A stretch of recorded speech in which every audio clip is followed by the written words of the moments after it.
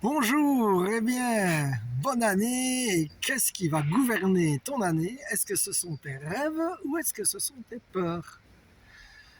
Et donc, je prie et j'espère avec toi que ce seront tes rêves. Et pour ça, évidemment, il est bon parfois de prier en début d'année pour demander au Seigneur de t'aider à réaliser ses rêves parce que le Seigneur est bon et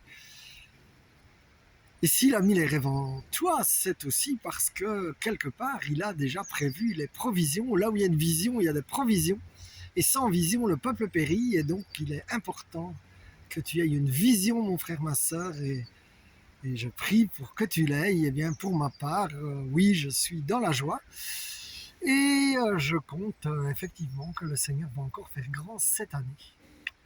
Alors, la phrase que j'ai reçue pour commencer, Isaïe 43, 18, ne vous souvenez plus des événements anciens, ne pensez plus aux choses passées, car voici que je vais faire une chose nouvelle. Et il est intéressant d'ailleurs que dans la version néerlandophone, eh bien, c'est ne vous accrochez plus à ce qui a eu lieu avant, n'accordez plus votre attention sur ce qui est terminé, car voici que je vais faire quelque chose de nouveau. Et puis je redemandais une deuxième au Seigneur, et là, en Isaïe 57,15, la version néerlandophone d'ailleurs, eh bien, elle dit Ik geef nieuw leven aan het vernederde gemoed. Et cela veut donc dire qu'il va donner une nouvelle vie. Eh bien, moi, je proclame dans le nom de Jésus pour toi, mon frère, ma soeur, que tu vas recevoir des choses nouvelles qui seront bien meilleures que les choses anciennes. Alors, la première étape est de prier, et puis aussi c'est de voir ce que tu peux faire. Ce n'est pas contradictoire. Maintenant, le tout est d'être dans un certain lâcher-prise. Et donc là, je crois que je peux témoigner. Il y a quelques mois, j'ai écrit à CTM.